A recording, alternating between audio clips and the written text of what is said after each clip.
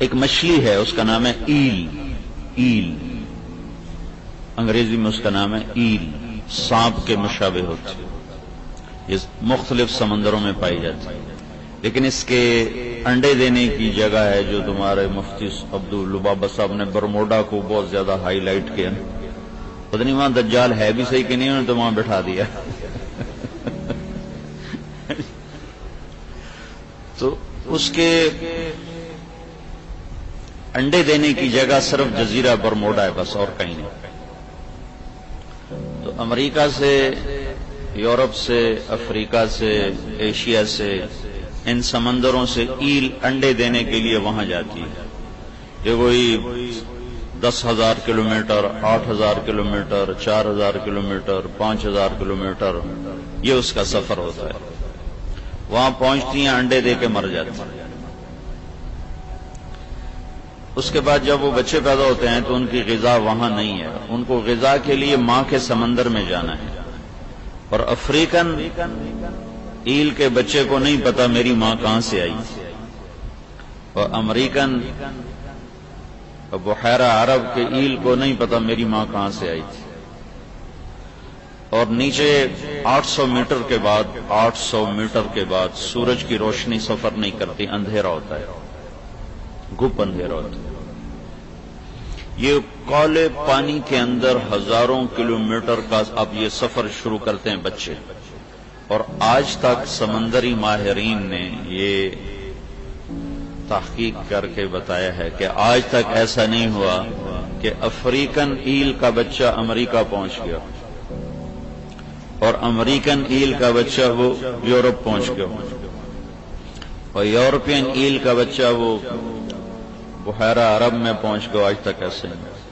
ایک اور مچھلی ہے سائمن، بہت خوبصورت مچھلی ہوتی ہے، یہ تو بدصورت سی، یہ بہت خوبصورت ہوتی ہے، سرخ جلد ہوتی ہے، چمکتے ہوئے ستارے ہوتے ہیں، یہ میٹھے پانیوں سے سمندر میں آتے ہیں، میٹھے پانی، اور میٹھے پانیوں کے کتنے دہانے ہیں جو سمندر میں آ کے مل رہے ہیں، کتنے دریا ہیں جو آ کے سمندر میں مل رہے ہیں، لاکھوں کروڑوں۔ یہ سمندر کھلے میں جاتی ہے اور 8 سال تک وہاں گزارتی ہے۔ یہ انڈے دینے کے لیے جس میٹھے راستے سے سمندر میں آئی تھی اسی راستے میں یہ واپس جاتی۔ آج تک ایسا نہیں ہوا کہ اس نے اس راستے سے خطا کھائی ہو، آج تک ایسا نہیں۔ ابھی بھی میں آ رہے تھے تو کراچی کے رہنے والے یہاں پہلے آئے ہوئے ایک دوسرے سے پوچھ رہے تھے مدرسہ جانے کا راستہ کون سا ہے، ٹیلی فون پہ ایک دوسرے سے پوچھ رہے تھے مدرسہ جانے کا راستہ کون سا ہے، ابھی تم آگے لگو مجھے تو یاد نہیں ہے۔ یہ انسان ہے اور وہ ایک دفعہ آتی ہے، ایک دفعہ اس میٹھے پانی کے بہاؤ میں چلتی ہوئی سمندر میں چلی جاتی، پھر 8 سال اس میں وہ رہتی ہے، پھر جب وہ واپس جاتی تو ٹھیک اسی دہانے پر پہنچتی ہے اور اوپر یہ پانی کے مخالف سے میں چلتی ہے، اوپر جا کر انڈے دے کے مر جاتی ہے۔ ربنا الذی اعطى كل شيء خلقه ثم هدى، یہ میں آپ کو مثالیں دے رہا ہوں کہ اللہ نے کائنات کو کیسا علم والا بنایا۔ جانور ہیں، نباتات ہیں، کبھی آم کے اوپر انگور نہیں نکلا، کبھی انگور کڑوا نہیں ہوا، کبھی کیلے پر امرود نہیں نکلا۔ وہ اتنے سمجھدار ہیں یہ درخت کہ وہی دیتے ہیں جو ان کے اندر اللہ نے ڈال دیا۔ کھیکر نے کانٹا ہی نکالنا ہے، آم نے میٹھا ہی ہونا ہے، لیمو نے ترش ہونا ہے، کنو نے کاشیں بنانی ہے، انار نے دانا دانا ہو کے پیک ہونا ہے۔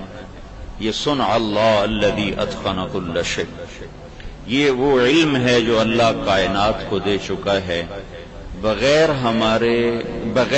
بغیر کسی کے سیکھے۔ اللہ کی سانپ کو کیسے پتا چلتا ہے میرے اندر زہر ہے؟ اسے کون بتاتا؟ اور اسے کیسے پتا ہے کہ میں ڈستا ہوں تو اگلا مرتا ہے؟ یہ اس کو کون بتاتا؟ کہاں سے اس کو یہ علم آتا؟ یہ جو سانپ یوں کر کے حملہ کرتا ہے اس کی رفتار ہوتی ہے 90 میل فی سیکنڈ۔ جو سانپ ڈستا ہے، ڈسنے کے لیے جو مارتا ہے تو 90 میل فی سیکنڈ کی رفتار سے حملہ کرتا ہے۔ یہ علم وہ کہاں سے لے کر آئے؟ یہ اللہ کا دیا ہوا ہے ساری کائنات کو اللہ نے علم بخشا اور بہت خوبصورت علم دیا، اور بے خطا علم ہے، بے خطا ہے ان کا، وہ اپنے علم کے نہ خلاف کرتے ہیں نہ ان کا علم غلط ان کے اندر جاتا ہے۔ آپ بکری کے آگے بہترین پلاؤ پکا کے رکھو، وہ منہ ادھر کر لے، کہے گی میرے علم کے خلاف ہے، میرا پرہیز ہے، میں نہیں کھا سکتا۔ شیر کے آگے مٹھائی رکھو، وہ منہ ادھر کر لے۔ گوشت کو رکھو، گوشت دھو کے رکھو، دھو کے صاف کر کے، منہ بھی نہیں لگانی۔ خون سے لتھڑا ہوا گوشت ہوگا تو کھائے گا، اگر اس میں خون ملا ہوا نہیں ہے تو وہ بالکل نہیں کھائے گا، یوں بیٹھ جائے گا آج یہ صاف گوشت اسی کھاؤ، میرا پرہیز۔ اور شوگر والے مولانا صاحب کے آگے مٹھائی رکھو، ضرور کھائے گا۔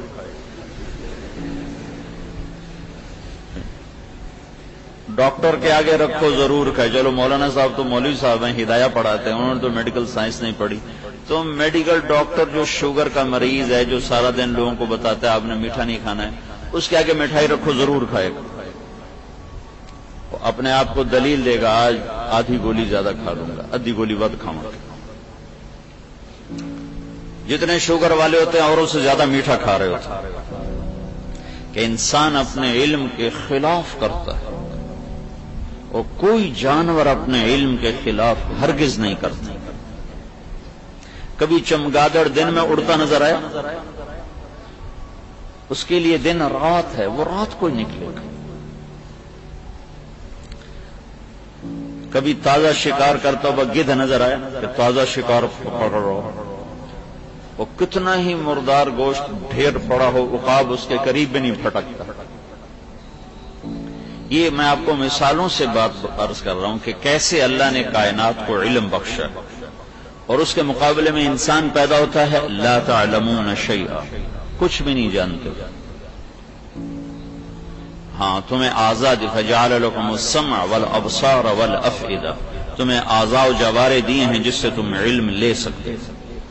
آگے بازار میں دو علم ہیں، ایک دنیا کا ہے، ایک دین کا ہے۔ اقرا کا جو عموم ہے یہ دونوں علوم کی ترغیب دے رہا ہے۔ اقرا بسم ربک الذی خلق،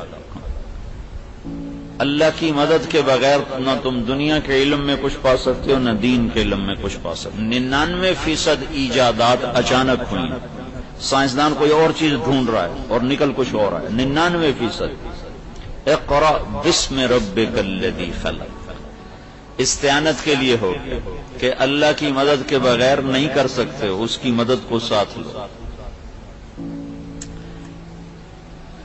ایک اور مطلب اقرا بسم ربک الذی خلق، پڑھ اللہ کی پہچان کے ساتھ، اسم سموو سے